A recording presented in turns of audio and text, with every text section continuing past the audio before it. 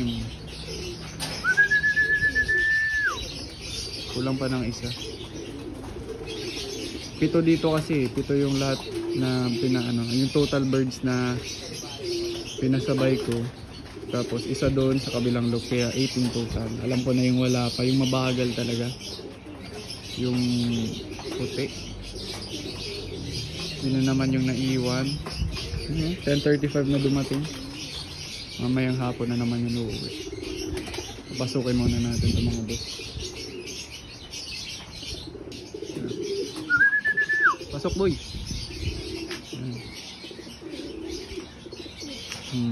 Nangalay mo pa magliga. So okay na mga boss, nakauwi na yung 6 nating ibon dito. And yung isa for sure nakauwi na rin yun dun sa kabila kasi old bird na yun eh. Yung isang wala pa dito is yung puti.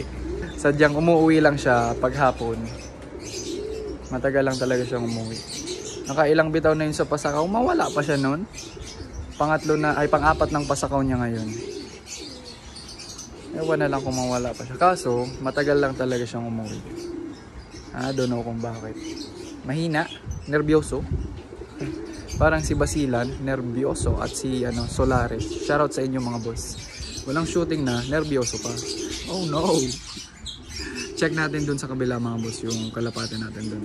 If nakauwi na din. Isa lang naman yung kinarga natin dun sa kabilang loaf. Dito na tayo mga boss sa kabilang loaf natin.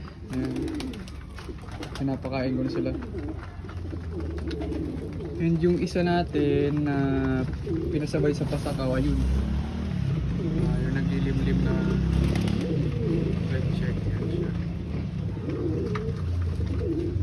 Tapos yung iba dito, mga ano na to, mga stock. Dito yung cock section.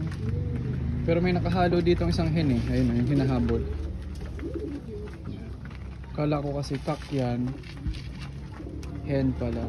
So ayun, kaya yan sila dyan. Ay, makangas natin ako. Tapos naman dito lahat hen. Pero may dalawang pair ako dito. Tapos ito, yung Chinese chicken X-breed kalapate natin mga boss.